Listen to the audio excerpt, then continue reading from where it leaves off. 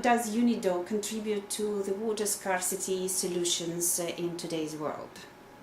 So Unido contributes to find solutions through promoting better water management in the world, particularly in industry. As you know, 2.8 billion people in 48 countries will be affected by water scarcity or water stress by 2025. So it's really in the next 10 years that it will happen. And industry has a role to play. Why? Because industry is a big consumer and utilizer of water. For example, if you take, I will give you a few examples. If you take one page of paper needs 10 liters of water for its production. Also, if you want to produce 1 liter of paint, you need 100 liters of water. If you want to produce 1 kilo of plastic, you need 460 liters of water. So you can see the importance of water also in the manufacturing sector. And according to OECD recent report, the global demand of water by the manufacturing sector will increase by 400%.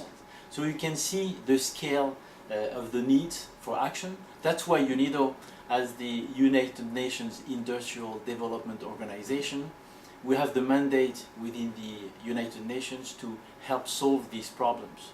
Where do we get this 400% extra water?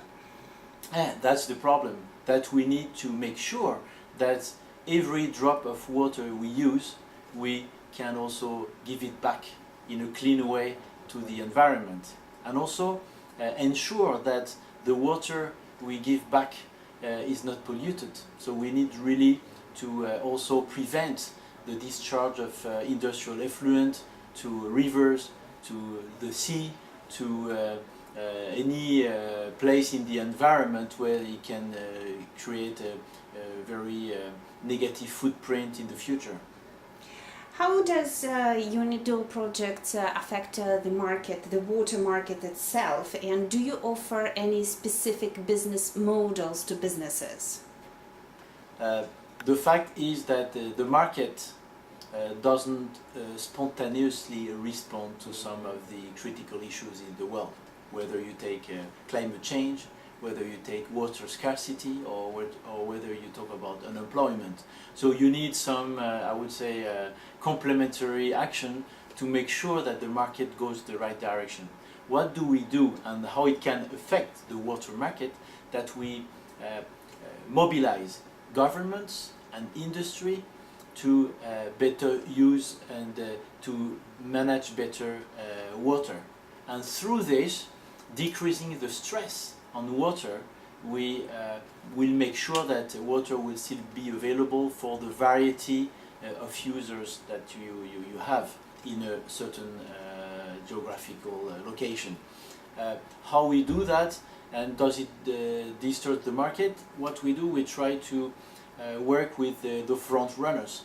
You have enterprises, public entities or citizens who really want to solve the problem and move ahead, and they are welcome, but we don't pick and choose. Everyone is welcome to work with us to find those solutions. So do you work directly with large corporations, small, medium enterprises? Yes, of course. We work, we have business partnerships. For example, if you take Heineken or other big corporation, or Carlsberg or others, it's brewers, so it's a good example because they are, I would say, they use water is a big part of their product. But also with other corporations, we also help small and medium enterprises in emerging economies or developing countries to show them how it works.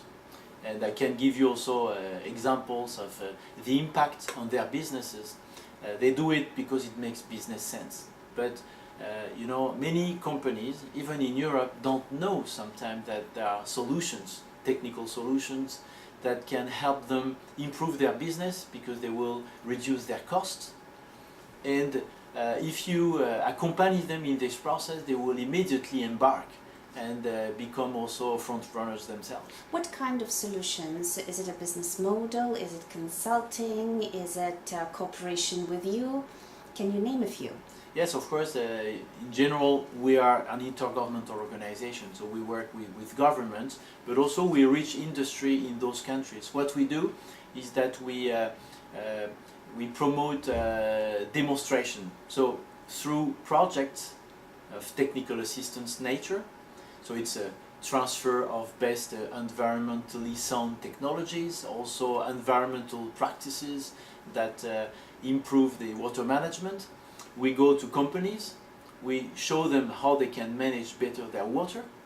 We have engineers, they go to the company, and in some companies we've seen in projects that we have, for example, in Tunisia, Morocco, or Egypt, some companies, particularly in the food and drink sector, could decrease by 85% their water waste.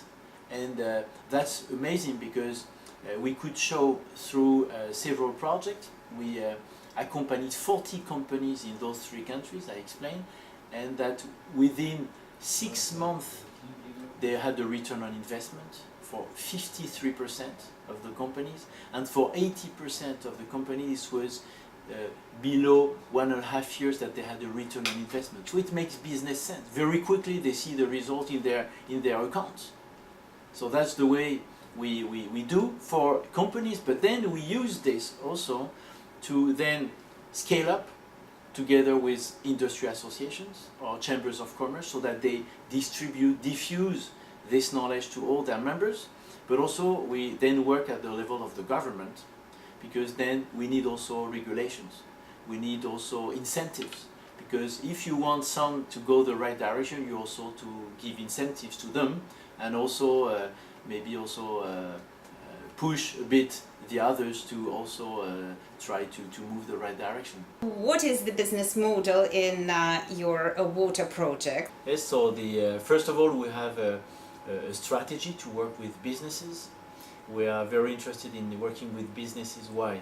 Because it's a matter of scale, visibility, knowledge, and also impact. Because when you work with a big corporation, they have operation all over the world. They also have subcontractors. So if you include also their subcontracting partners, then you have a very big impact. So for us it's very important. That's why we have built this business partnership strategy. Partnership, so depending on the partnership, it's in many countries. If you take the example of Heineken, for example, it's in 11 countries. We have identified countries which will face water scarcity very soon. So we have decided to identify those countries first to work on them, but I can of course develop on this. What we also looking for working with big partners is to identify together some key issues and deliverables. It's not like a very academic or theoretical partnership. It's really based on a program. We sign an agreement, we have a certain number of deliverables, and we double check them regularly to make sure that implementation takes place. So it's very dynamic, and I will have to say that when we work with those partners and they are really embarked and really serious about the cooperation, we can achieve a lot.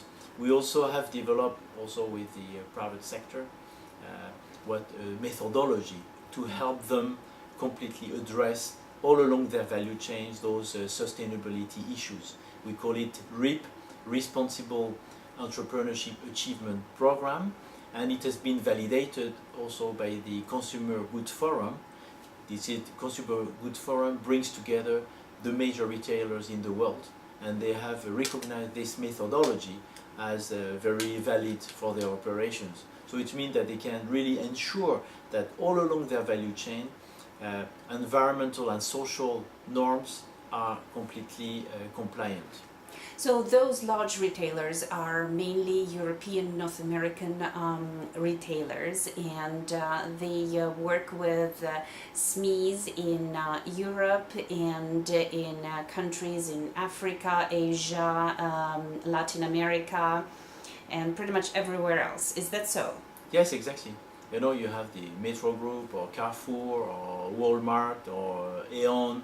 I mean, it's from the US, Japan, Europe mainly, and they work everywhere in the world, because if you take their operations and also all those subcontractors, it's amazing. That's really a large network that will even reach small producers in developing countries. And this is where we want also to start from the small producers and also help them deal with those compliance to environmental and social norms. If those big retailers adopt these norms and these methodologies, we can have a huge impact in developing countries and make sure that people are safer, and also the environment will be safer, including particularly water, which will become a major problem in the future years. Plus, the businesses will be reducing their expenses, which is the most important thing for SMEs and large corporation, for any business. Exactly. What in this partnership, we are pursuing a public good and global goals, but for companies, they can also, of course, be interested in this, but they also, for them, is to deal with a specific issue. Imagine you need a lot of water for your manufacturing activities and you are in a place where there is water scarcity, then it can become also a problem for you to get the water, but also maybe a problem within the community where you are, because you're also one of the big consumers. So I think you have also an interest to also make sure that this doesn't happen.